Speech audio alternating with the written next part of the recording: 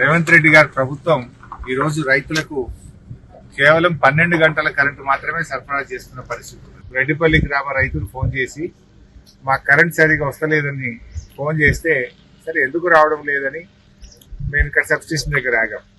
రేవంత్ రెడ్డి గారేమో నేను 24 గంటల కరెంట్ ఇస్తున్నా అంటుండు.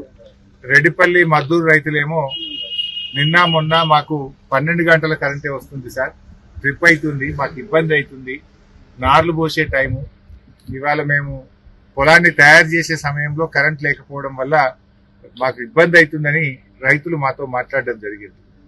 సార్ అది నిజమా, రైతులు చెప్పింది ఏంటి, సమస్య ఏంటి తెలుసుకుందామని చెప్పి మేము నర్సాపూర్ సబ్ స్టేషన్కి వచ్చాము. ఇక్కడ లాగ్ బుక్ చూసాము. ఈరోజు లాగ్ బుక్ లో చూస్తే 22వ తేదీ సాయంత్రం 4 గంటలకు కరెంటు పోయి మళ్ళీ ఉదయం 4 గంటలకు వచ్చింది. అంటే 12 గంటల కరెంటు మాత్రమే వచ్చింది. ఇంకొక రోజు చూస్తే సాయంత్రం 5 గంటలకు పోయి ఉదయం 3 గంటలకు వచ్చింది. అంటే 14 గంటల కరెంట్ వచ్చింది. ఇంకొక రోజు చూస్తే 13 గంటల కరెంట్ వచ్చింది. అంటే 12-13 గంటలకు మించి రైతులకు కరెంట్ రావడం లేదు. రేవంత్ రెడ్డి నువ్వు ఏం మాట్లాడినావు ఆ రోజు? మేము నాణ్యమైన కరెంట్ ఇస్తాం, 24 గంటల కరెంటుకు మేమే ఛాంపియన్ అని చెప్పినావు. నువ్వు 24 గంటల కరెంట్ ఛాంపియన్ అయితే మరి 12 వస్తుంది నాయన? ఆనాటి కాంగ్రెస్ ప్రభుత్వంలో కరెంటు బాధలతో రైతులు ఇబ్బంది పడ్డారు. గతంలో కరెంట్ సరిగా రాలేదు. మళ్ళీ ఈ రోజు కాంగ్రెస్ వస్తే మళ్ళీ కరెంటు సరిగా రానటువంటి పరిస్థితి ఉంది. నాడు ఎరువులకు ఇబ్బంది పడ్డారు, నేటి కాంగ్రెస్ పాలనలో ఎరువులకు ఇబ్బంది పడుతుంది.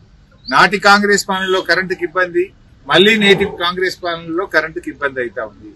మేము ప్రభుత్వాన్ని డిమాండ్ చేస్తా ఉన్నాం, దయచేసి 24 గంటల కరెంట్ అందించండి. బట్టి విక్రమార్క గారు నువ్వు పోయి పెద్ద పెద్ద మాటలు కేసీఆర్ గారి మీద మాట్లాడటం కాదు. కేసీఆర్ అంటేనే 24 గంటలకు ఆయన బ్రాండ్ అంబాసిడర్. కలలో కూడా కననిది, ఎన్నికల్లో హామీ ఇవ్వకపోయినా రైతుల కోసం 24 గంటల నాణ్యమైన కరెంట్ ఇచ్చింది కేసీఆర్ ప్రభుత్వం.